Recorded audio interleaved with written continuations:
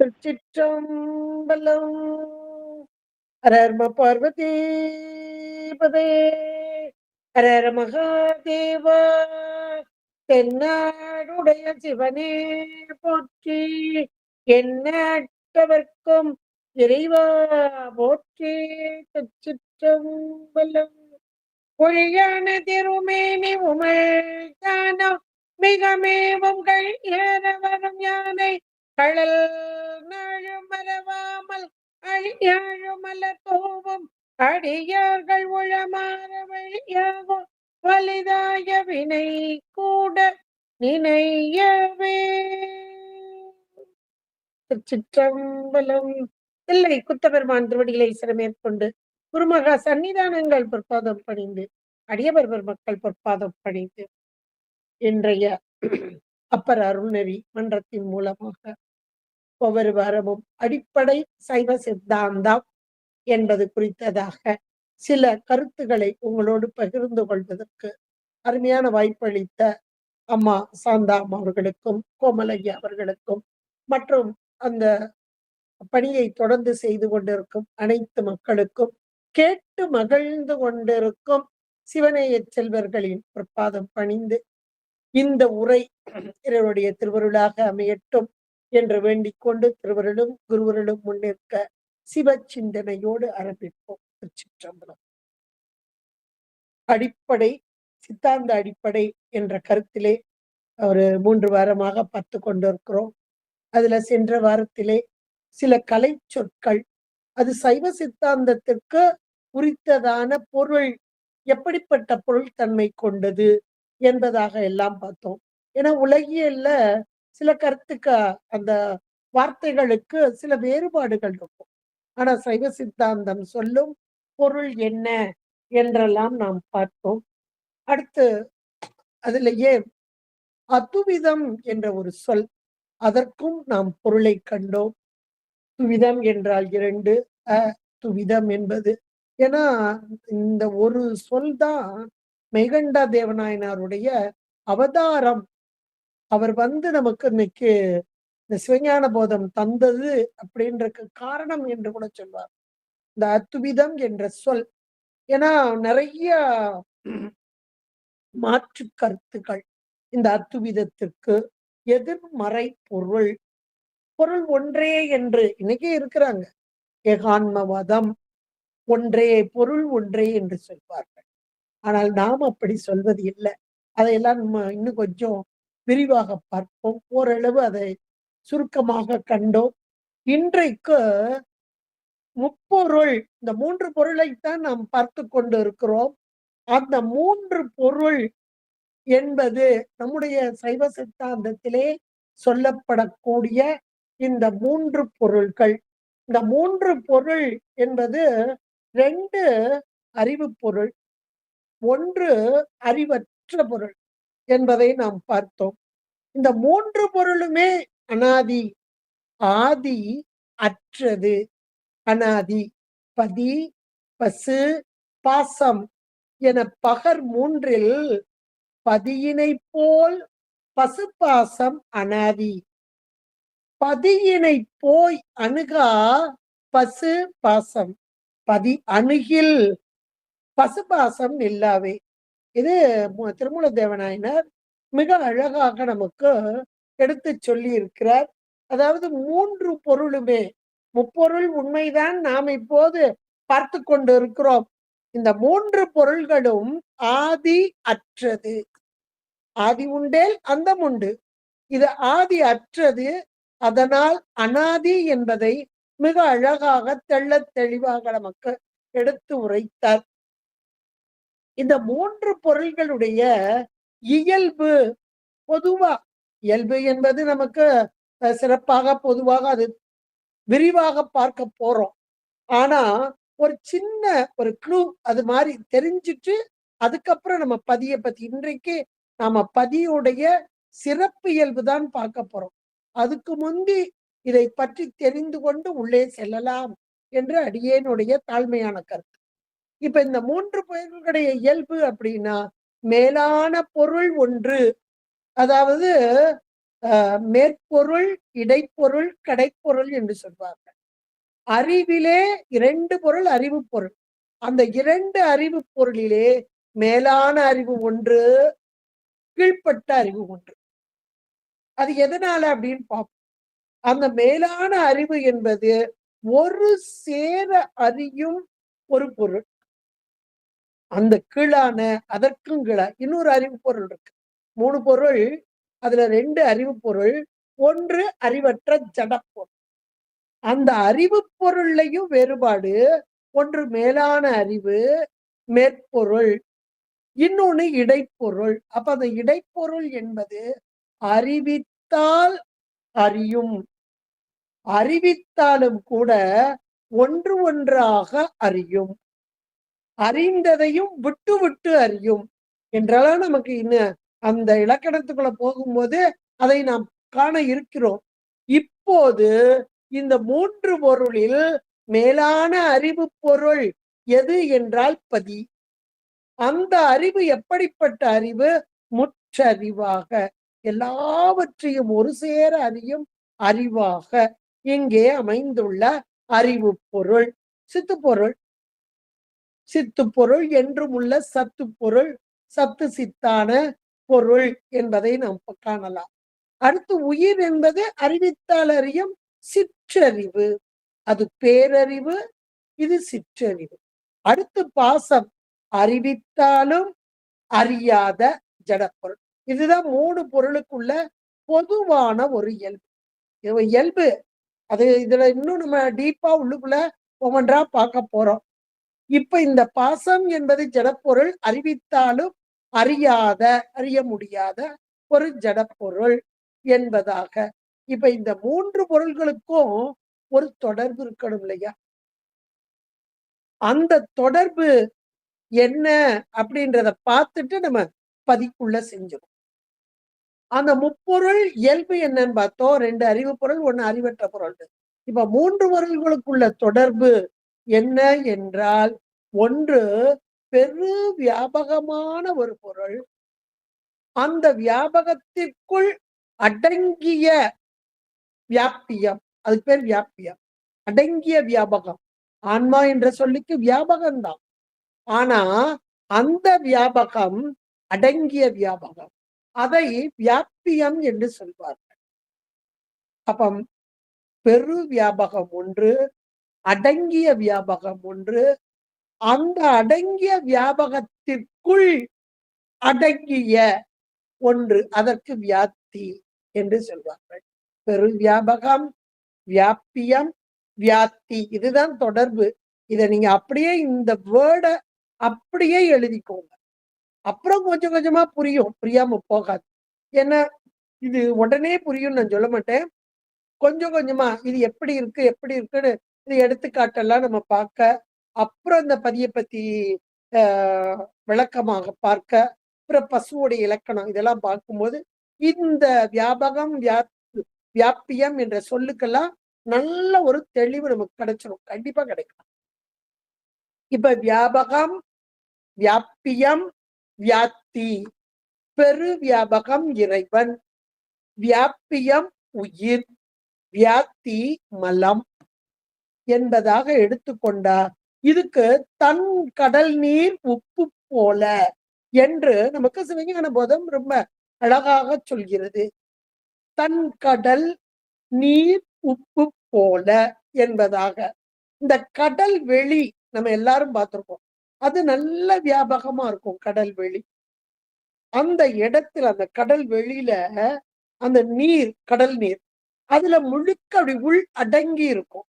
அதையும் நம்ம பார்த்திருக்கோம். கடல் வெளி, அதுக்குள்ள நீர், கடல் நீர் அப்படியே அடங்கி இருக்கும். அந்த கடல் நீருக்குள்ள உப்பு அடங்கி இருக்கும். கடல் வெளியில் கடல் நீர் அடங்கி, கடல் நீருக்குள் உப்பு அடங்கி. இது எளிதா நம்ம புரியக்கூடியது. அப்ப பெரு வியாபகம், வியாபியம், வியாப்தி என்று நம்ம எளிமையாக இதை புரிந்து கொள்ளலாம். இந்த எடுத்துக்காட்டு வெண்பாவை மனசுக்குள்ள வச்சுட்டு இந்த 3 பொருள்களையும் வியாபகம், வியாபியம், வியாப்தி என்று வைத்துக் கொண்டீர்கள் என்றால் மிக எளிதாக நமக்கு புரியக்கூடியதாக இருக்கும் 3 பொருள்கள். அப்புறம் நம்ம இனிமேல் ஒவ்வொன்னா தனியா பார்க்கும்போது இன்னும் கொஞ்சம் தெளிவு நமக்கு வரக்கூடியதாக இருக்கும். இப்ப 3 பொருள்கள். இந்த 3 பொருள்களும் அனாதின்னு நம்ம பார்த்தோம். இது திருவருட்பயன்லயே நமக்கு உமாபதி சிவாச்சாரியார் ரொம்ப அழகா சொல்லியிருக்கார். இது 3 பொருள் மட்டும் இல்ல. இந்த பாசம் என்பது அதுல ஒரு 3 இருக்கு. அதையெல்லாம் சேர்த்து 6 பொருள் ஆதியில்பார். ஏகன், அநேகன், இருள், கருமம், மாயை 2. ஆக இவை 6 ஆதியில் 6 பொருள் ஆக்கிடுவார். இது ஒரு 3, அந்த பாசத்துல ஒரு 3 சேர்ந்து வரும்போது 6ம் ஆதியில் என்றால் ஆதி இல்லையேல் அந்தமில்லை. அது அனாதி என்பதை ரொம்ப அழகாக சொல்லக்கூடியதாக. இதுல சிவபோகச்சாரத்துல இருந்து ஒரு பாடல் இந்த 3 பொருளுக்கு உள்ள இயல்பு நிறைய இடங்கள்ல இருக்கு. சிவபோகச்சாரத்துல ரொம்ப அருமையா இருக்கு. அதுல ஒரு பாடல் பாருங்க. எங்கும் இருக்கும் அறிவு நீ, எங்கும் இருக்கும் அறிவு நீ, உயிர் ஏகமாய் அங்கங்கு உணர்த்தும் அறிவு நாம், ஏகமாய் அங்கங்கு உணர்த்தும் அறிவு நாம். இது இறை. பொங்கு மலம் எது ஆணவம், மறைத்தல் மாயை, மயக்கல் விகார பல மனைத்தும் கண்மமலம் பார். இது சிவபோகச்சாரத்துல ரொம்ப அழகா குருஞான சம்பந்த பெருமான் 3 பொருள்களுக்குள்ள இயல்ப அருமையா இங்கே காண்பிக்கிறார். இப்போ ஒவ்வொரு பொருளை பத்தி நம்ம பார்க்க போறோம். அதுல முதலாவதாக நாம் எடுத்துக்கொள்வது பதி என்று சொல்லக்கூடியது. இந்த பதியுடைய பதி ஒன்றே ஒருவன் என்னும் ஒருவன் காண்க, ஒன்றே இறைவன் ஒருவன் என்பதை நம்முடைய சாத்திரமும் தோத்திரமும் மிக தெளிவாக நமக்கு எடுத்து கூறக்கூடியதாக இருக்கிறது. அந்த பதி எப்படிப்பட்டது அப்படின்னா, நம்முடைய சைவ சித்தாந்தம் கூறக்கூடிய அந்த பொருள் தன்மை ஒன்று சொரூபம், உண்மை இயல்பு. தனித்த இயல்பாக இவனுடைய குணங்கள் எல்லாம் இங்கே சொல்லப்படுகிறது. அடுத்ததாக பிற பொருளோடு சார்ந்து இருக்கும் போது அந்த குணநலன்கள், அது தடத்த லக்கணம் என்று சொல்லக்கூடியது. உண்மை இயல்பு, பொது இயல்பு என்பதாக. இப்போ இறைவனுக்கு உண்மை இயல்பு சொரூப லக்கணம் அப்படின்னு நம்ம முதல்ல எடுத்துக்கிட்டோம். அப்ப சொரூப லக்கணம் என்பது தனித்து நிற்கும் இறைவனுடைய தன்மைகள் எப்படிப்பட்டது அப்படின்றத நம்ம முதல்ல பார்க்க போறோம். நம்ம திருமுறைகள்லையும் நீங்க பாத்தீங்கன்னா, இறைவனுடைய தன்மையை முதலில் சொல்லி இப்படிப்பட்டவன் இங்க இறங்கி வருகிறான் அப்படின்றத நமக்கு உணர்த்துறாங்க. நிறைய திருமுறைகள்ல இது உணர்த்தப்படுகிறது. இதுல சேக்கிழார் பெருமான் ரொம்ப அழகா சொல்வார். கற்பனை கடந்த ஜோதி, முதல் வார்த்தையா சொல்வார். அது எதை குறிக்கிறது அப்படின்னா, இறைவன் கற்பனை கடந்த ஜோதி வடிவானவன், ஜோதி வடிவானவன் என்று அழகா சொல்றான். அடுத்து இது அவனுடைய உண்மையில். அப்ப தடத்தம் இறங்கி வர்றதுல கருணையே உருவமாகி, மேலான கற்பனையில எட்ட முடியாத அந்த ஜோதி, ஜோதியே சுடரே என்பார் மணிவாசக பெருந்தகையார். அப்ப ஜோதி என்பது என்ன, சுடர் என்பது என்ன அப்படின்னு ஒரு கேள்வி நமக்கெல்லாம் வரும். கண்டிப்பா ஜோதி என்பது அதுல கற்பனை கடந்த ஜோதின்னு அவர் சொல்லிட்டார். இவர் ஜோதியே சுடரே சூழ் ஒளி விளக்கே அப்படிம்பார். அந்த பாடல்லாம் நம்ம எடுத்து பார்த்தா அது உண்மை. இப்படிப்பட்ட பரம்பொருள் நமக்காக எளிவந்த பிரானாக இறங்கி வருகிறான் அப்படின்றதான் இறைவனுடைய பெருமையையும் நம்முடைய சிறுமையையும் எடுத்து சொல்லி நமக்காக இறங்கி வந்த தன்மையைத்தான் அவர்கள் நமக்கு அப்படியே படம் போட்டு காமிக்கிறாங்க. அதுல ரொம்ப அழகா சொல்ற ஜோதி என்பது சுயம் பிரகாசமான ஜோதி. இதுக்கு உபச்சாரமா ஒண்ணு நம்ம எடுத்துக்கலாம்.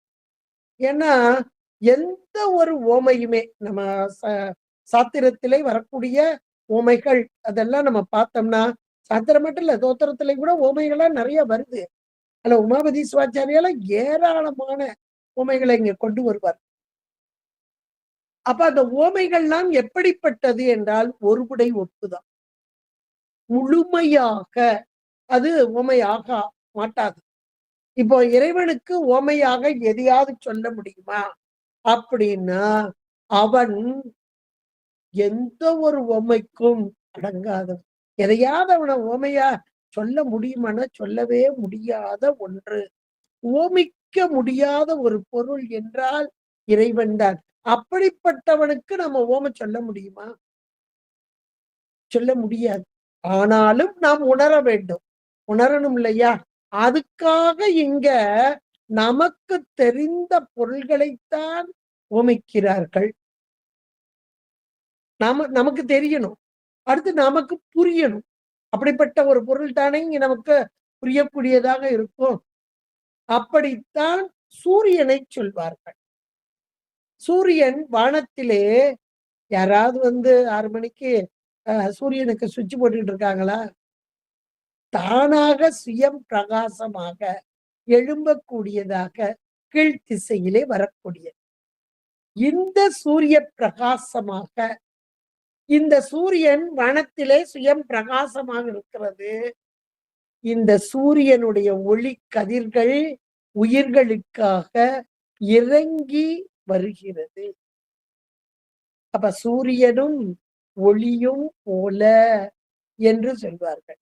சூரியனை போய் சுவாமிக்கு ஓமிக்க முடியுமா அப்படின்னா அது ஜடப்பொருள்.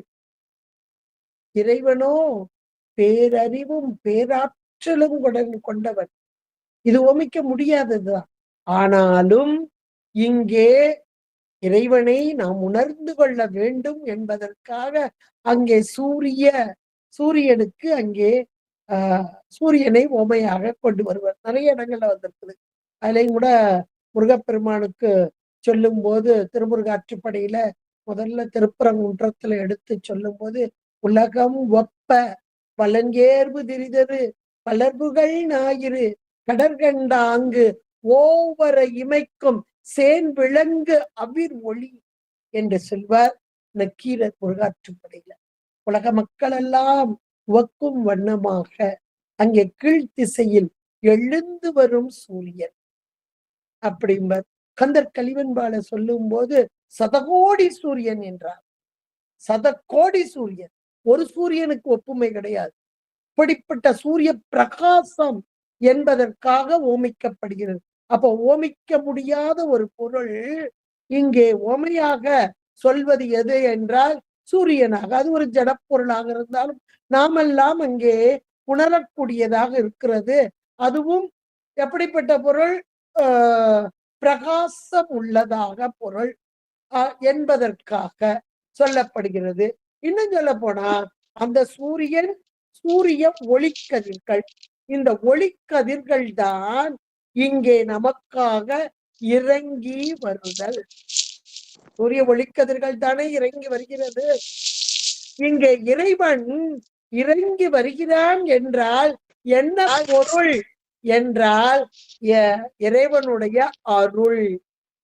அருள் அது சக்தியாகும் அரண் தனக்கு. அவருடைய அருளே அதான் கருணையே. கற்பனை கடந்த ஜோதி கருணையே உருவமாகி. அப்ப சூரியனும் ஒளியும் போல என்பதாக அங்கே காட்டுகிறது. இன்னும் திருமுறைகள்ல ஏராளமான இடங்கள்ல இறைவனுடைய பெருமைகள் எல்லாம் அண்டம் கடந்த பொருள், அளவில்லாததோர் ஆனந்த வெள்ள பொருள், பண்டும் இன்றும் என்றும் உள்ள பொருள் என்றே வல்லாண்டு கூறுதுமே. அதுல 9ஆம் திருமுறையெல்லாம் இறைவனுடைய அளவு கடந்த ஆற்றலை ரொம்ப அழகாக எடுத்து சொல்லக்கூடியது 9ஆம் திருமுறை. அதுல பல்லாண்டு காலத்தை கடந்த பொருளுக்கு காலம் பல்லாண்டு கூறப்படுகிறது என்றால் அவருடைய பெரும் கருணையும் உயிர்கள் மீது கொண்ட அளவில்லாத கருணையை அங்கே எடுத்து சொல்ல வருகிறார்கள். இதுதான் திருமுறைகள் மூலமாகத்தான் இறைவனுடைய பெருமைகளை எல்லாம் நாம் உணரக்கூடியவர்களாக இருக்கிறோம். இப்படிப்பட்ட இறைவன் ஒன்றான இறைவன். பதி ஒன்றே. இதுல திருமூல தேவநாயனார் 3000 பாடல் அருளி செய்திருக்கிறார். அதுல முதல் அதுல கூட 5 கரத்தனை என்று சொல்வார்கள். 5 கரத்தனை என்பது பின்னாடி வந்தவர்களால் சேர்க்கப்பட்டது. அவர் அருளியது அல்ல. என சேக்கலார் பெருமானுடைய வாக்கு பிரமாணமாக கொண்டால் ஒன்று அவன் தானே. ஒரு ஏகாரத்தோட போடுவார். ஒன்று அவன் தானே என்பார். அப்ப பொருளால் ஒன்று அவன் என்பதாக நமக்கு சொல்லப்படுகிறது. அப்படிப்பட்ட பேரருளும் பேராற்றலும் கொண்ட அந்த பரம்பொருள், அதனை நம்முடைய சைவம் சிவம் என்று அழைக்கும். பிரம்மம், வேதம் ஏகம் பிரம்மம் என்று சொல்கிறது. நம்முடைய சைவம் சிவம் என்று அழைக்கிறது. அந்த ஒன்றான பரம்பொருளை மேலான சொரூப லட்சணத்தில் உள்ள இறைவனை தனிப்பரம்பொருள், அவனை சிவம் என்று அழைக்கிறது. அப்ப சிவம் என்ற சொல்லுக்கு மங்களத்தை தருபவன், நன்மையே செய்பவன் என்பதாக அந்த இறைவன் சிவமே, எல்லாவற்றையும் கடந்தவன், முழு முதல் தன்மை உடைய பரம்பொருள் இவனே. ஒன்று என்ற தொன்றே கான், ஒன்றே பதி, ஒன்றே பதி, பதிதான் ஒன்று என்று சித்தியாரும் மிக அழகாக சொல்கிறது. ஒருவன் என்னும் ஒருவன் காண்க ஏக நாயகனை, இமையவர்க்கு அரசை, ஒன்றே குலம், ஒருவனே தேவன். இப்படியெல்லாம் நம்முடைய திருமறைகள் அந்த இறைவனை ஒருவன் என்பதாக நமக்கு அப்படியே படம் போட்டு காண்பிப்பது போல அமைத்து கொடுத்திருக்கிறது.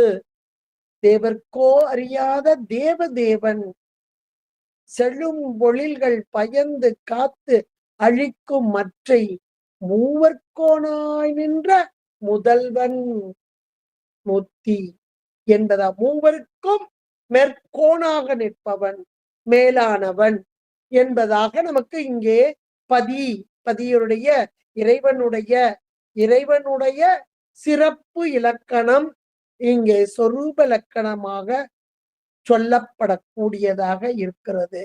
இந்த இறைவனுடைய சொரூப இலக்கணத்தை, இந்த சிறப்பு இயல்பை நம்முடைய பிரமாண நூல்கள் வழியாக நாம் உணர்ந்து கொள்ள வேண்டும். கண்டிப்பா அப்பத்தான் நமக்கு எளிதாக புரிவது மட்டுமல்ல, தெளிந்த ஒரு அறிவும் நமக்கு கிடைக்கும். அல்ல திருவருட்பயன்ல 100 குறள் வெண்பாவுல உமாபதி சிவாச்சாரியா சொல்லியிருக்கிறார். இந்த 100 குறள் வெண்பாவுல முதல் அதிகாரம் பதி முது நிலை என்று கொண்டு வந்திருக்கிறார். இறைவன் நமக்காக இறங்கி வந்த தன்மையைத்தான் அதுல நிறைய சொல்லியிருக்கிறார். இருந்தாலும் கூட அந்த முதல் குறள் எதை உணர்த்துகிறது என்றால், அகர உயிர் போல அறிவாகி எங்கும் நிகரில் இறை நிற்கும் நிறைந்து. இந்த பதி, இந்த இறைவன் சிவம் உயிர்களுக்காக இறங்கி வந்து எல்லாவற்றிலும் நிறைந்திருக்கும் என்பதை அங்கே உணர்த்தக்கூடியது. ஆனா அந்த பதி என்ற சொல் உயிர்களுக்காக இறங்கி வந்த தன்மையை குறிக்கக்கூடியதாக இருக்கிறது. பதினா யாரு? தலைவன். தலைவன். அப்ப யாருக்கு தலைவன் ஒரு கேள்வி வரும் இல்லையா? பதினா தலைவன். யாருக்கு தலைவன்? உயிர்களாகிய நமக்கு தலைவன். உயிர்களுக்கு மட்டும் இல்ல, உயிரற்ற பொருள்கள் எல்லாவற்றுக்கும் இவன் தான் தலைவன் என்பதாக இங்கே சொல்லப்படக்கூடியது. இப்படிப்பட்ட தலைவர் உயிர்களுக்காக இறங்கி வந்த தன்மை தெரிகிறது. அப்ப அவனுடைய சிறப்பான இயல்பு என்ன என்றால், எல்லாவற்றையும் கடந்த அந்த பொருள், இன்றைக்கு கலந்திருக்கும் அந்த பொருள் கடந்த பொருள். இதுதான் அவனுடைய சிறப்பு இயல்பு. அந்த சிறப்பான இயல்பிலே அவன், அந்த இறைவன் சிவம் என்று அழைக்கப்படக்கூடிய அந்த இறைவன் 8 குணங்களை கொண்டவனாக இருக்கிறான். குணம் இலி. குணம் இலி மட்டும் இல்ல, உருவம் வடிவம் எதுவுமே கிடையாது அவனுக்கு. ஒரு நாமம் ஓர் உருவம் ஒன்றும் இலாருக்கு 1000 திருநாமம் பாடி தள்ளேனம் கொட்டாமோ என்று மணிவாசகர் கூறுவார். இப்படிப்பட்ட இறைவன் கோளில் பொறியில் குணமிலவே என் குணத்தான் தாழை வணங்கா தலை என்பதாக குறள், திருக்குறள் நமக்கு எடுத்துச் சொல்கிறது. திருக்குறளில் இறைவனுடைய தன்மை எவ்வளவு அழகாக சித்தரிக்கப்பட்டு, என் குணத்தான், குணமே இல்லாத குணமிலி, அப்படிப்பட்ட இறைவன் அவனுக்கு என்ற அந்த சிறப்பு இயல்பு சொரூப லக்கணம், அதிலே அவன் 8 குணங்களை கொண்டவனாக, இதுதான் ஒரு சிறப்பான ஒன்று. இறைவன் எப்படிப்பட்டவன்? சத்தானவன், நிலைத்த தன்மை உடையவன், என்றைக்கும் உள்ள பொருள், ஆதி அற்றது, அனாதி. இன்னொன்று சத்து, மாறாத தன்மை. மாறாத தன்மைனா இறைவனுக்கு மட்டும்தான். அந்த நிலை பெற்ற தன்மை, மாறாத தன்மை கொண்ட இறைவன் சித்து பொருள், பேரறிவு, பேராற்றலும் பேரறிவும் கொண்டவன், சத்தானவன், சித்தானவன், பேரறிவானவன். அதோடு அவனுக்கே உரிய 8 குணங்கள்ல ஒன்று பேரின்ப வடிவினர், பேரானந்தம், பேரின்பம், ஆனந்தத்தை தருபவன். அவருடைய வடிவே இன்ப வடிவு, ஆனந்தம். அப்ப சத்தான மாறாத பொருள், சித்தான பேரறிவு பொருள், ஆனந்தமே வடிவான பொருள்.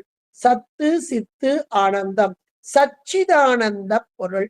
இதுதான் இவனுடைய சிறப்பு இயல்பு, உண்மை இயல்பு, சொரூப லக்கணம். ஜோதி என்று பார்த்தோம், கற்பனை கடந்த ஜோதி. ஜோதி என்பது ஒளியான பொருள்தான். அந்த ஒளியான பொருள் இங்கே சூடா இருக்குமா குளிர்ச்சியா இருக்குமா? ஒரு கேள்வி எழுப்பிப்பார். சுடர் சுடும். இதை நம்ம எப்படி பாக்குறதுன்னா, வீட்டுல ஒரு விளக்கு சுடர் ஏத்தி வைக்கிறோம், தொட்டா என்னாகும்? சுடும். ஆனால் ஜோதி சுடுமா என்றால் தன்னென்று குளிர்ச்சியாக இருக்கும்.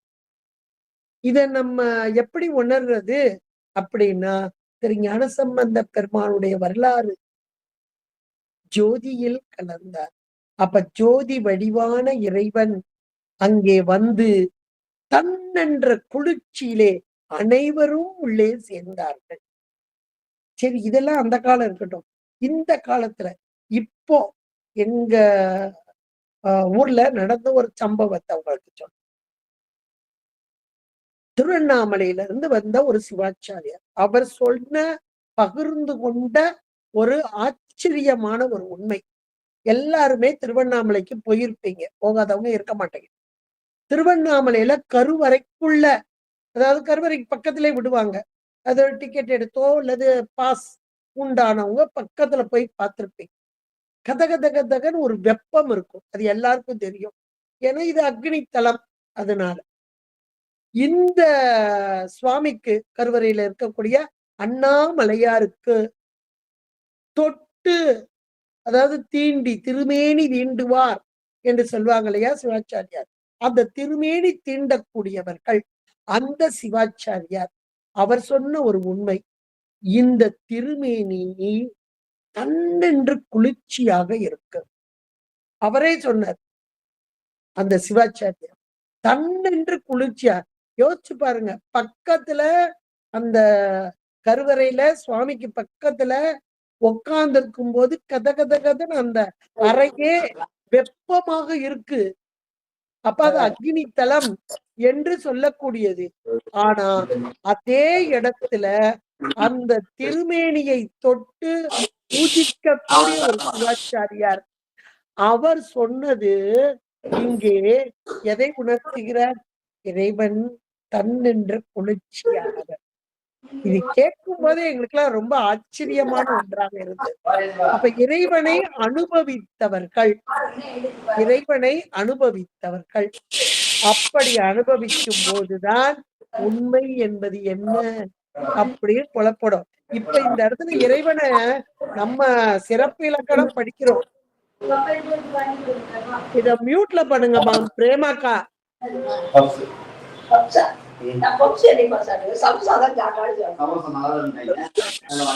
இறைவனுடைய 8 குணங்கள், இறைவனுடைய சிறப்பு இலக்கணத்துல 8 குணங்களாக சொல்லப்படுவது. முதல் குணம் தன்வயத்தன்.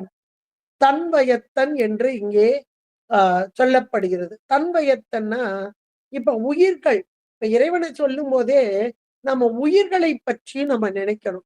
நமக்கு ஏதாவது சுதந்திரம் இருக்கானா? எந்த ஒரு சுதந்திரமும் நமக்கு கிடையாது. பசுக்கள், நம்மெல்லாம் பசுக்கள். பச்சுன்னா கட்டப்படுது, கட்டப்பட்டு இருக்கிறோம். என்னைக்கு உயிர் உண்டோ அன்னைக்கே மலம் ஒண்ணு கிடக்கு. அந்த மலத்தை ஆஹ் அந்த மலத்தை இங்கே நீக்குவதற்காக, சகசமாக உள்ள மலத்தை நீக்குவதற்காக 2 மலம், அகந்த மலம் அப்படிலாம் படிக்கிறோம். கட்டப்படுதல், சுதந்திரம் கிடையாது. அது கேவல நிலையாகட்டும், சகல நிலையாகட்டும், சுத்த நிலையாகட்டும். ஆனால் இறைவன் எப்படிப்பட்டவன்? சர்வ சுதந்திரம். எல்லாவற்றிலும் சர்வ சுதந்திரமாக, தனி சுதந்திரம் சொல்லுவாங்க. பிறர் பயப்படாமல் தன்னுடைய விருப்பத்தின்படி எல்லாவற்றையும் நடத்தக்கூடிய அந்த சுதந்திரம் தனி சுதந்திரம். தனி முதல்வனாய் இருக்கக்கூடிய இறைவன் இந்த அனைத்து உலகத்தையும் தானே ஆள்பவனாய் இருப்பவன். தானே உலகேழும் ஆயானை ஆழ்வானை பாடுதுங்கான் அம்மானாய் என்று திருவாசகம் நமக்கு அழகா சொல்லுகிறது. அப்ப தன் வயத்தன் என்றால் சர்வ சுதந்திரம் உள்ள அந்த இறைவன். இதுல சிவபிரகாசத்திலே ஞான வாய்மையில அந்த சிவஞானம் ஒன்றே சுதந்திர ஞானமாய் விளங்கும் என்பதை நமக்கு உமாபதி சிவாச்சாரியார் ரொம்ப அழகா எடுத்து சொல்லக்கூடியவராக இருக்கு. அடுத்து 2வது ஒரு குணம், இயல்பாகவே பாசங்களில் நீங்குதல். நாம எப்பவுமே உயிர்கள் மலத்தோடு கூடியவர்கள். என்று நீ அன்று நான் என்பது போல என்றைக்கு உயிர் இருக்கோ அன்றைக்கே அணவமலம் இருக்கக்கூடியதாக இருக்கிறது. ஆனால் இறைவனோ குறைவில்லா நிறைவே, கோதில்லா அமுதே. குறைவில்லாத நிறைவு இவன், கோது இல்லாத அமுது. கொஞ்சம் கூட பாசம் தலை இல்லாத, பிற பொருள் வயப்படாத தன் பயம் உடைமையில் இறைவன் பாசத்துள் அகப்படுமாறு இல்லை. பாசத்துள் அகப்படாத வண்ணமாக அந்த குற்றம் என்பது கோதில், கோதில்லா அமுது, குற்றமில்லாத தன்மை உடையவனாக இந்த உயிர் அறிவை பற்றி கொண்டிருக்கும் மலம். ஆனால் இறைவனிடம் உணைத்து நிற்க மாட்டாத மலம். அதான் பாசத்துள் அகப்படும் உயிர் அறிவு. ஆனால் சிவம் எப்படிப்பட்டது? இயல்பாகவே பாசங்களில் நீங்கு நிற்கும் தன்மை. இது 2வது குணம். 3வது தூய உடம்பு. இறைவனுக்கு உடம்பு உண்டா அப்படின்னா அவனுக்கு மந்திர திருமேனி நிறைய இதுல நம்ம படிச்சிருக்கிறோம். உடம்பு எடுத்தது நமக்காக, அது உருவம் கொண்டு வருவது அப்படின்றெல்லாம் பார்க்கிறோம். ஆனா இறைவனுக்கு உடம்பு உண்டா என்றால் அவன் மந்திரத்தையே திருமேனியாக கொண்டவனாக இங்கே காட்சிப்படுகிறான். ஆனாலும் அவன் எப்படிப்பட்டவன்? நம் போன்ற உடம்பு என்பது கிடையாது. அதுதான் அதுல முக்கியம். நமக்கு உடம்பு கொடுக்கப்பட்டிருக்கு உயிர்களுக்கு. எதன் பொருட்டாக? சகசமலத்தை அதனுடைய பலி அடக்கும் வண்ணமாக மாயையிலிருந்து பெறப்பட்ட கருவிகரணங்கள். வினைக்கு இடாங்க. மாயை குட்டல் கண்மம் ஈக்குவல் டு உடம்பு, அவ்வளவுதான். சும்மா தனு வருமோ, சும்மா பிணி வருமோ. சும்மா தனு வருமோ, சும்மா பிணி வரும். நம்மால் முன் செய்த வினைக்கு ஈடாக இறைவன் நம்ம செஞ்ச வினைக்கு ஈடாக இந்த தனு, கரணம், புவனம், போகம் எல்லாவற்றையும் கொடுக்கிறார். இப்படிப்பட்ட உடம்பு அப்ப நமக்கு வந்தது எதுக்கு? வினைக்கு ஈடாக. வினை போகமே ஒரு தேகம். இறைவனோ வினை என்பதும் கிடையாது, தழை என்பதும் கிடையாது. அதனால் அவனுடைய உடம்பு தூய உடம்பு.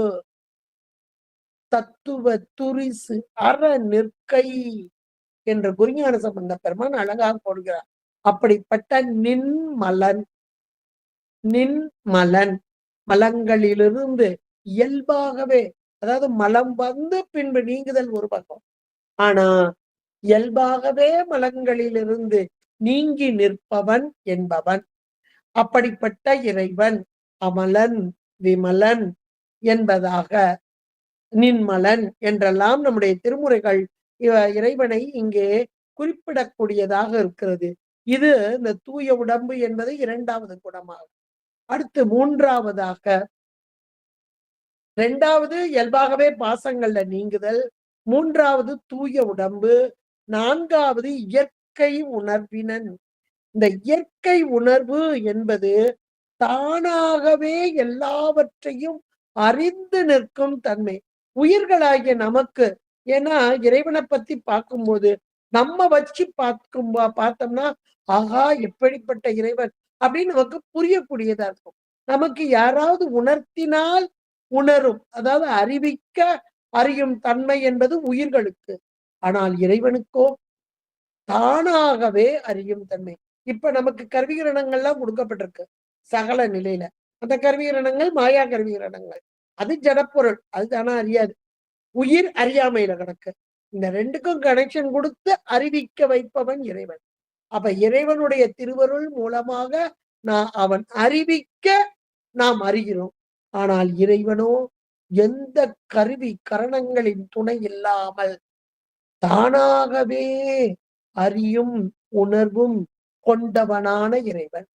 இதுதான் இந்த தன் இயற்கை உணர்வு, தானாக அறியும் அறிவு என்பதாக இங்கே ரொம்ப இன்னும் சொல்லப்போனா இறைவனே அறிவு வடிவாகவே இருப்பவன். அவனுக்கு அறிவிக்க வேண்டிய அவசியம்லாம் இல்லை என்பதாகவும் சொல்வார்கள். நமக்கோ உணர்த்தினால் உணர்த்தில் உணர்வேன் உணர்த்தாயே நாயேன் கனத்தோ உணரும் வகை காணே என்று சொக்கநாதம் என்பார். ரொம்ப அழகா சொல்லு. சரி, அடுத்த 5வது முற்று உணர்வினன். இந்த முற்று உணர்வு தான் பேரறிவு. எல்லாவற்றையும் ஒரு சேர ஒரே நேரத்தில் அறிவோம். இங்க ஒரு நேரம், அங்க ஒரு நேரம். நம்ம அப்படிதான் ஒரு நேரத்துல, அது கூட சாத்திரம் படிக்கும்போது சொல்லுவாங்க, நாங்க வகுப்புல எழுதிக்கிட்டு இருப்போம். அப்ப ஐயா சொல்லுவாங்க, எழுதாதீங்க. ஏன்னா நமக்கு இருக்க கருவிகரணங்களை வச்சுதான் நமக்கு அறிவு. அதுல ஒரு கருவி வேலை பார்க்கும்போது இன்னொரு கருவி வேலை பார்க்காது. நாம என்ன செய்வோம், கண்ணால பார்த்துக்கிட்டே, காதால கேட்டுக்கிட்டே, கையால எழுதிக்கிட்டே, அட் அ டைம்ல நான் செஞ்சிருவேன். நான் என் அறிவு எப்படிப்பட்டதா அப்படின்னு நம்ம சொல்லுவோம். ஆனால் உண்மையில் அது உண்மை அல்ல. என்ன கொஞ்சம் ஸ்பீடா நம்ம செய்யறதுனால ஒரே நேரத்தில் செய்வது போல தெரிகிறது. ஒரு பொறி வேலை பார்க்கும்போது அடுத்த பொறி வேலை செய்ய முடியாது, செய்யாது. இது உயிர்களாகிய நமக்கு. ஆனால் இறைவனுக்கோ எல்லாவற்றையும் ஒரு சேர ஒரு காலத்தில் அறியும் அறிவு என்பதா, இதான் பேரறிவு, முற்றறிவு என்பதாக. ஆனா அறிவாய் அளவிறந்த வல்லுயிர்க்கும் கோணாகி நின்றவா பொருதுங்கான அம்மானாய் என்பதாக சொல்வார். அப்படி எல்லாவற்றையும் ஒரு சேர அறியும் முற்றறிவு. அடுத்தாப்புல பேர் அருள். ரொம்ப அருமையான ஒன்று. இறைவன் எப்படிப்பட்டவன் என்றால் அருளே வடிவானவன். இந்த அருள் என்பது என்ன அப்படின்னா, ஒரு அறிவு. ஏன்னா இறைவன் பேரறிவுன்னு பார்த்தோம், அறிவு பொருள் பார்த்தோம். ஒரு அறிவு பொருளுக்குரிய இலக்கணம் என்ன அப்படின்னா, அது இன்னும் கொஞ்சம் நுணுக்கமா பார்க்கணும்னா, அறிவுக்குரிய அழகு, ஒவ்வொன்றுக்கும் ஒரு அழகு இருக்கு. அப்ப அறிவுக்குரிய அழகு என்ன அப்படின்னா, பிறர் படும் துன்பத்தை கண்டு இறங்கி நிற்கும் தன்மை. இதுதான் அழகு. இப்போ இறைவன் எப்படிப்பட்டவன் என்றால் உயிர்களின் மீது கொண்ட பெரும் கருணை, பெரும் கருணை. அதுதானே அவனுக்கு அழகு என்று நம்முடைய திருமுறை அவனை போற்றுகிறது, புகழ்கிறது. என்றால் நம்முடைய துன்பம் கண்டு இறங்கி வந்து அருள் பாலிக்கும் தன்மை. அருள் அது சக்தியாகும் அரண் தனக்கு. அருளே உலகெல்லாம் ஆழ்விப்பது. ஈசன் அருளே பிறப்பு அறுப்பதனால் அருளாலே மெய்ப்பொருளை நோக்கும் விதியுடையேன் எஞ்ஞான்றும் எப்பொருளும் ஆவது எனக்கு என்று அம்மையார் ரொம்ப அழகாக எடுத்து சொல்கிறார். கரைக்கால் அம்மையார். அப்ப இறைவனுடைய பெரும் கருணை, பெரும் கருணை. இத வள்ளுவநாயனார் ரொம்ப அழகா சொல்வார். அறிவினால் ஆகுவது உண்டோ என்றால் பிரிதின் நோய் தன்னோய் போல் பொற்றாக்கடை. அப்ப அறிவுக்குரிய இது என்ன இலக்கணம் என்றால் பிறருடைய துன்பம் கண்டு இறங்குதல். இந்த இரக்கம், இந்த கருணை, இந்த கருணையே வடிவான இறைவன் என்றும் சொல்வார். அந்த கருணை உயிர்கள் மீது கொண்ட அந்த பெரும் கருணை, அதுதான் இறைவனுக்கே உரிய அழகு என்றும் நாம் சொல்லலாம்.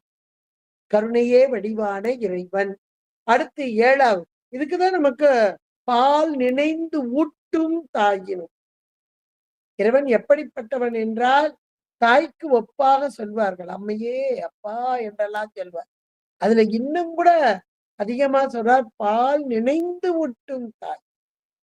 அந்த தாயினும் அந்த விகுதி கொடுக்கிறார்.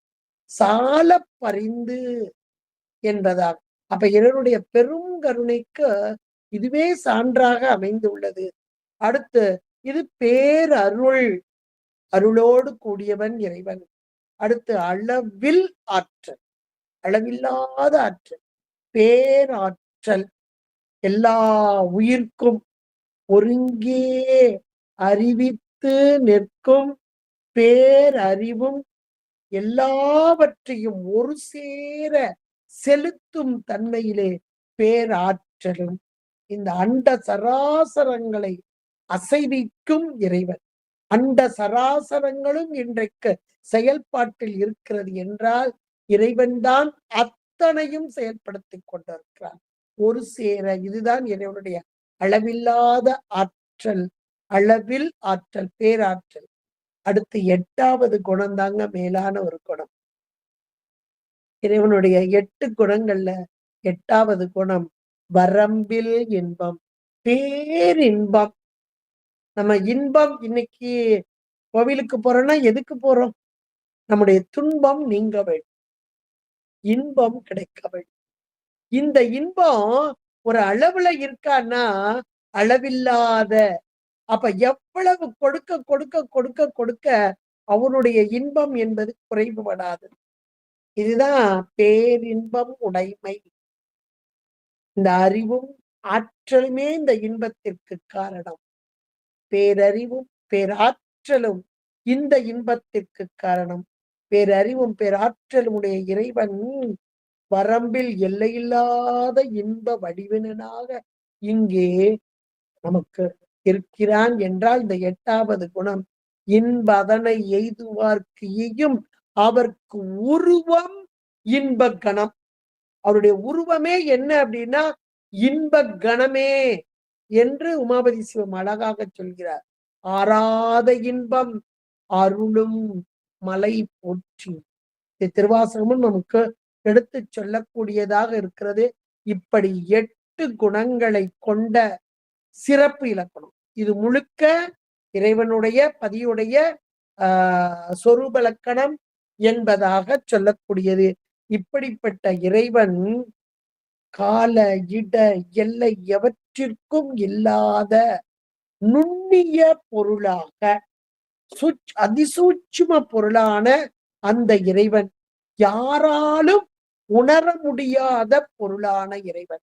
அந்த அதிசூட்சுமம் சொல்லும் போதே இவனை உணர முடியுமா முடியாதா அப்படி ஒரு கேள்வி வரும்.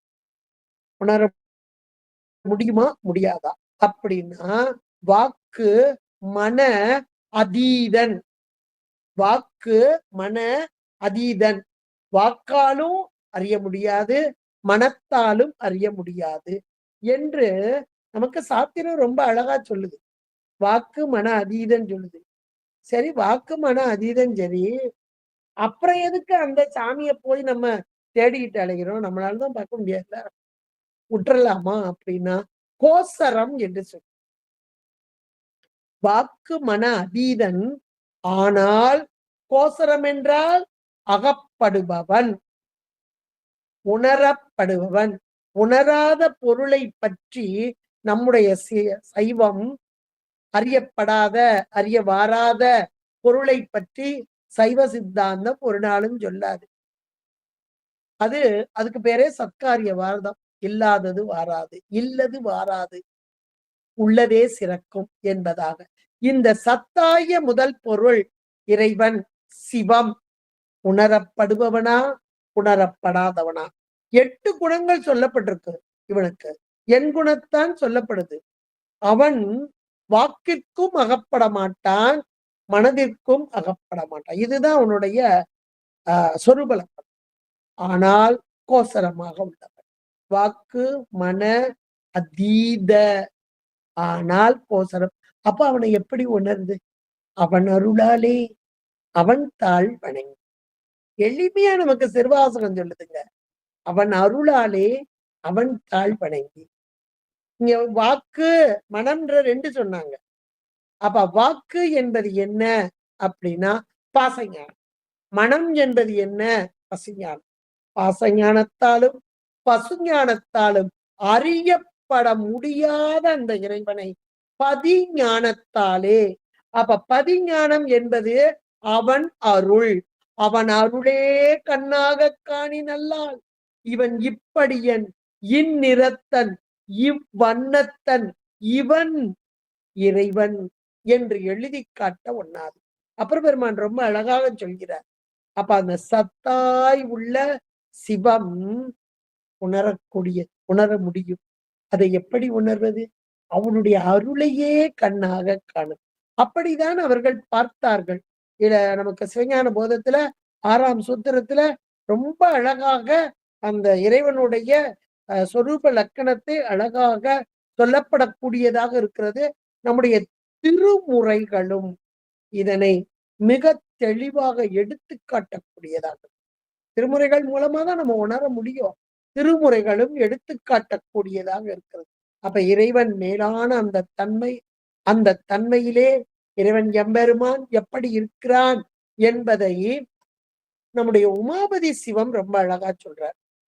விஞ்ஞான போதத்திலையும் சொல்லப்படுது, சொரூபலக்கணம் சொல்லப்படுது. அவன் பாசஞானத்தாலும் பசுஞானத்தாலும் அறியவே பட முடியாதனா பரிவாடுவான். அப்ப எதனால் என்றால் பதிஞானம். அவன் அருளாலே அவன் தாள் என்று சொல்லிட்டு அத சொரூப இலக்கணத்தை, அந்த பதிவுடைய இலக்கணத்துல சொரூப இலக்கணத்துல 13வது பாடல்ல சோப்ரஹாசத்துல ரொம்ப அழகா சொல்றார். பலகலை ஆகம வேதம் யாவையினும் கருத்து பதி பசு பாசம் தெரித்தல். பதி பரமே, அதுதான் நிலவும் அருவுரு இன்றி குணம் குறிகள் இன்றி. எவ்வளவு அழகா பட்டியல் போடுறா பாருங்க. அரு உரு இன்றி. அருவமா உருவமா ஒண்ணும் கிடையாது. திருமேனி வருதா? கிடையாது. அரு உரு இன்றி. குணம் குறிகள் இன்றி. குணம் உண்டா? குணம்னா நமக்கு 3 குணம் இருக்கு. அவனுக்கு குணம் இருக்கா? இல்ல. குணம் இருக்கா? குறிகள் இருக்கா? கிடையாது. நமக்கு இருக்கு, அவனுக்கு கிடையாது. அப்ப குணம் குறிகள் இன்றி. அடுத்து சொல்றாரு பாருங்க. நின் மலமாய் ஏகமாய். இயல்பாகவே இந்த நின்மலன் சொல்லும் போது இயல்பாய் பாசங்கள்ல இருந்து நீங்கியவன். நின்மலமாய் ஏகமாய். இவனுக்கு ஒப்பாரும் மிக்காரும் யாரும் கிடையாது. ஒப்பாரும் மிக்காரும் இன்றி நிற்கும் இவன் ஏகன். ஏகன் அநேகன். திருவாசகம் அழகா சொல்லுது. அப்படிப்பட்ட ஏகமாய் நித்தம் ஆகி.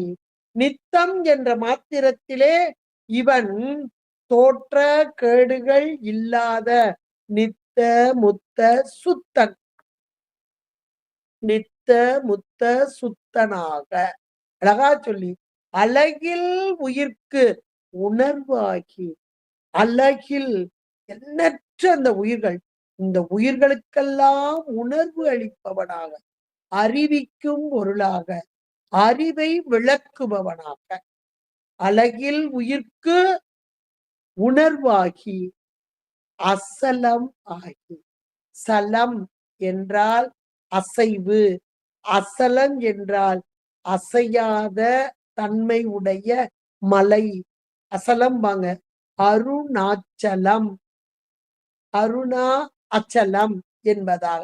அசலம் என்றால் மலை, அதாவது தன் நிலையிலிருந்து பெயராத, அப்படியே நிலைத்த தன்மை உடையது. அசலம் ஆகி. அடுத்து அகண்டிதமாய், அப்படியே கண்டிதம் அகண்டிதம், அளந்து அறியப்படாத, எல்லைக்கு எல்லை இல்லை, எல்லை இல்லை நின் கருணை எம்பிரான் ஏது கொண்டு நான் ஏது எல்லை இல்லாத பரம்பொருள், எல்லைக்கு உட்படாது, சர்வ வியாபகம், பெரு வியாபகமாக, அகண்டிதமாய். அடுத்து சொல்றார் பாருங்க, ஆனந்த உருவாய். ஆனந்த உரு, 8வது குணம் அதுதான், ஆனந்த உருவாய் என்பதாக.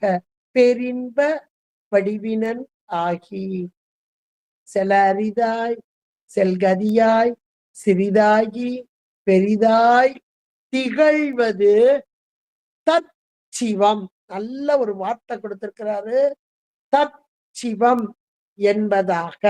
தற்சிவம் என்றால் சொரூப சிவம், சொரூப லக்கணம், இறைவனுடைய சொரூபம், தத்து சிவம் என்பதாக.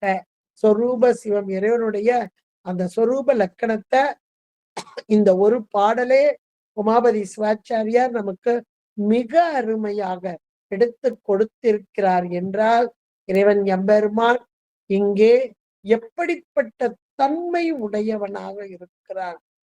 எல்லாவற்றையும் தனக்குள் கொண்ட பெரு வியாபக பொருளாய் இருக்கும் இந்த இறைவன், உயிர்களுக்கெல்லாம் பேரின்பம் தருபவனாக இருக்கும் இந்த பரம்பொருள், கருணையே வடிவினனாக இருக்கும் இந்த பரம்பொருள், மாறாத தன்மை கொண்ட இந்த பரம்பொருள், சத்தான பரம்பொருள், பேரறிவான சித்தான பரம்பொருள், பேர் இன்பம் தரக்கூடிய பரம்பொருள், சத்து சித்து ஆனந்தம் சச்சிதானந்த பொருளாய் இருக்கும் பரம்பொருள்.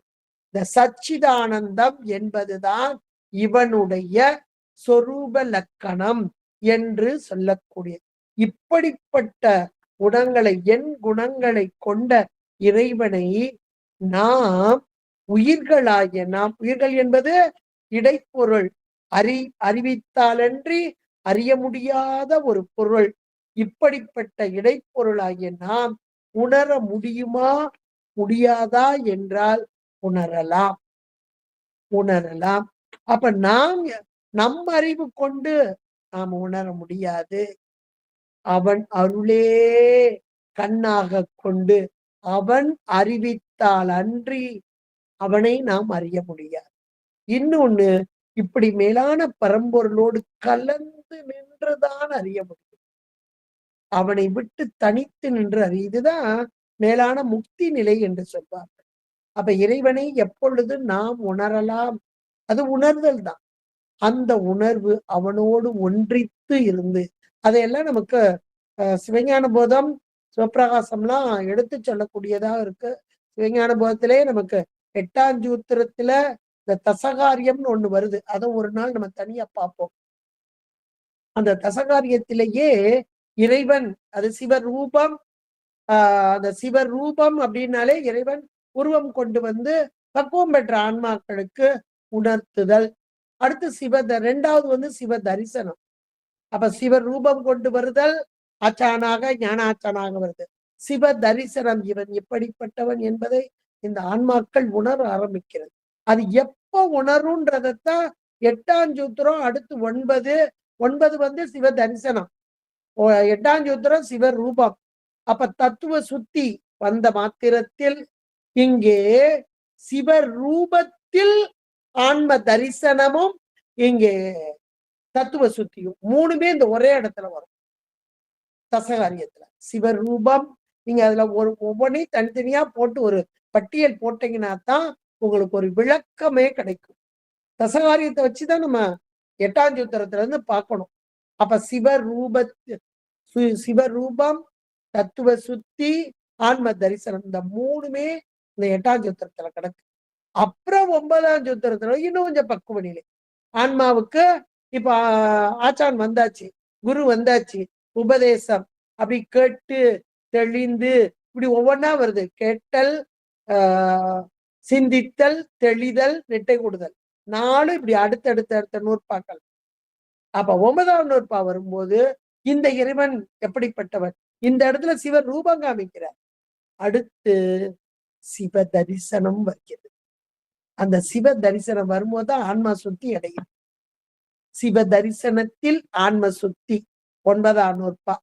ஆன்ம சுத்தி நுதலிற்று அப்படின்னு வரும். 10ஆம் சூத்திரத்திலேயும் ஆன்ம சுத்தி தான் வருது.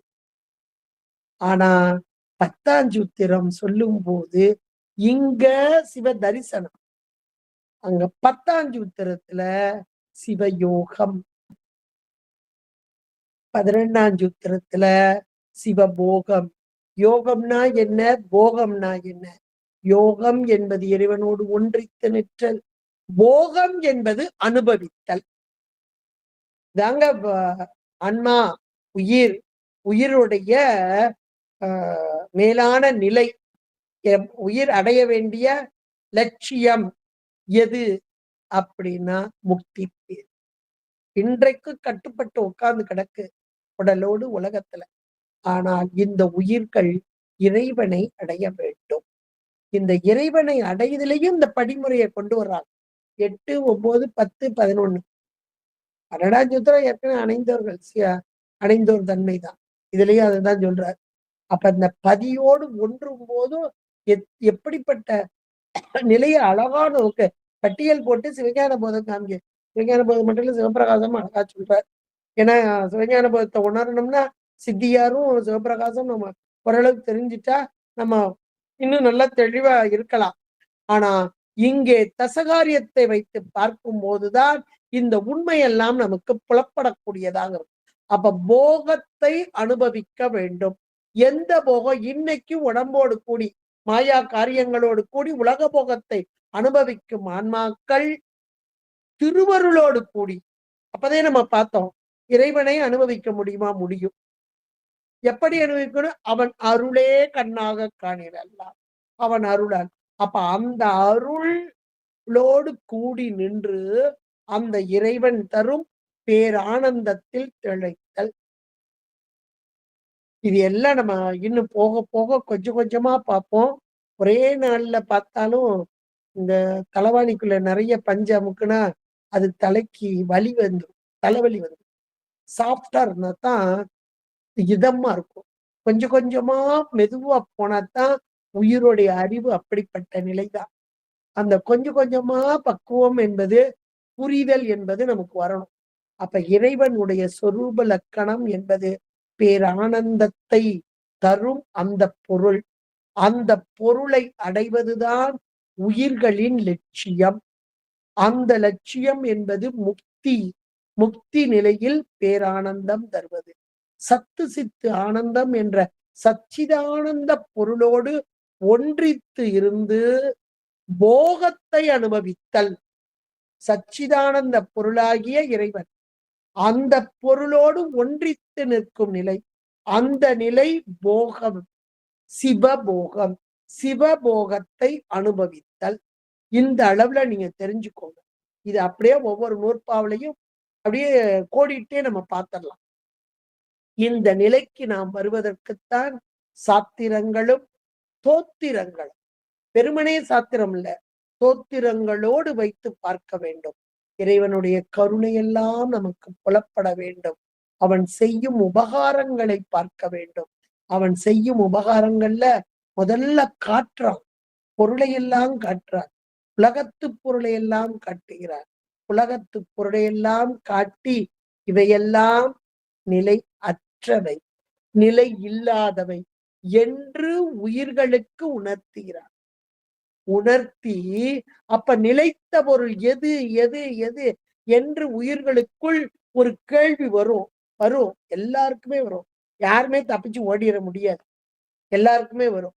அப்ப நிலைத்த பொருள் எது என்றால் அந்த நிலைத்த பொருளும் அந்த சத்து பொருளும் உயிரின் அறிவிலேயே நிலை பெற்றிருக்கிறது என்பதை நம்ம அருளாளர்கள் மூலமாகவே நமக்கு உணர்த்துவார். இந்த நூல் தாங்க, நூல் உபதேசம் தான். சகலவர்க்க ஆன்மாக்களாகிய நமக்கு நூல் உபதேசம். அந்த நூல் உபதேசத்தை கொடுப்பவர்கள் யார்? ஞான ஆச்சான்கள், இந்த நம்முடைய அருளாளர்கள். அதுல சமயக்குறவர்கள், சந்தானக்குறவர்கள் 4 பேர் போற வழி அப்படின்னு சொல்லுவாங்க. இங்க 4 பேர், அங்க 4 பேர்.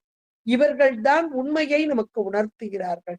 இந்த இறைவன் நமக்கு செய்யும் உபகாரம், காட்டும் உபகாரத்தை முதல்ல உணர்ந்து அப்புறம் காணும் உபகாரம். இந்த 11ஆம் சூத்திரத்துலதான் காணும் உபகாரம்.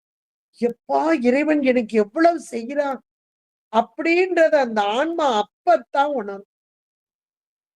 உணரும் போதுதான் தன்னுடைய இழித்தன்மை இழிவுத்தன்மையும் இறைவனுடைய மேலான அந்த பரத்துவமும் சிவப்பரத்துவமும் தெரிந்த போது அப்படியே தன்னை இழந்தால், தன் நாமம் கெட்டால் தலைவன் பாலே விழுந்தார். இதுதான் போகம். எனக்கென்று எந்த ஒரு அறிவும் ஒன்றும் கிடையாது, எல்லாம் அவனே என்று அந்த நிலையில் அந்த இறைவனோடு ஒன்றித்த அந்த போகத்தில் அழுந்தது. இதுதான் மேலான ஒரு நிலை. இந்த நிலையை தருவது யார்? இறைவனே, நாம கிடையாது. அப்ப உயிர்களாகிய நமக்காக எந்த ஒரு கைமாறுகிறதா, இன்னைக்கு சாதாரண உலகத்துல ஒரு சின்ன ஒரு உதவி செஞ்சா கூட நான் அப்படி செஞ்சேன் இப்படி செஞ்சேன் என்னெல்லாம் சொல்றாங்க பாரு. பெரிய பெரிய பட்டியல் போட்டுறாங்க, பெரிய பெரிய பட்டியலா போட்டுறாங்க. ஆனா இறைவன் செய்த உபகாரத்தை நம்ம நினைச்சு பார்க்க முடியுதா? எப்படிப்பட்ட கருணாமூர்த்தியாக இருக்கிறார். அப்படிப்பட்ட கருணாமூர்த்தி எந்த ஒரு கைமாறு கருதாமல் செய்யும் அந்த உபகாரத்தை அது காட்டும் உபகாரமாக, காணும் உபகாரமாக. இதையெல்லாம் அடுத்த வகுப்புல, இப்ப இவ்வளவு நேரம் அவனுடைய சொரூப லக்கணம் இப்படி இருக்கும் இறைவன் இப்ப உயிர்களுக்காக இறங்கி வர போறான். அப்ப உயிர்களுடைய தன்மை என்ன, இந்த உயிர்களுக்கு எப்படியெல்லாம் இறங்கி வந்து அருள் பாலிக்கிறான். இதுதான் இறைவன் பதி என்று பெயர் பெறுதல், தலைவன் என்று பெயர் பெறுதல். அங்க மேலாக இருக்கும்போது சிவமாக இருக்கிறான், மங்கள பொருளாக இருக்கிறான். அந்த குணம் கடந்தவன், அவனுக்கு என் குணம் நம்ம சொல்றோம், பேரின்ப பொருளாக இருக்கிறான். அப்படிப்பட்டவன் உயிர்களுக்காக இறங்கிய தன்மை, அந்த உயிர்களுக்கு எப்படியெல்லாம் உபகாரம் செய்கிறான் என்பதையெல்லாம் நாம் அடுத்த வகுப்பிலே பதியின் தடத்த லக்கணம், உயிர்களுக்காக இறங்கி வரும் தன்மை என்பதை நாம் காணலாம் என்று கூறிக்கொண்டு, இதுகாரும் சொன்ன அந்த இறைவனுடைய சொரூப லக்கணம் என்பதும் சச்சிதானந்த பொருளாக இருந்து சத்து சித்து ஆனந்தமாகிய சச்சிதானந்த பேரானந்த பொருளாக இருந்து உயிர்களுக்காக, உயிர்களின் பொருட்டாக அந்த ஆனந்த வடிவு இந்த உயிர்களுக்கு ஆனந்தத்தை தரும் பொருளாக வரும் என்பதை நாம் உணரும் தன்மை. அதை உடனே உணர்றோமானா, உணர்வதற்கு நம்மால முடியாது. சாமிதான் உணர்த்தணும். எப்ப உணர்த்துவான் அப்படின்னு ஒரு கேள்வி நமக்கு வரும்.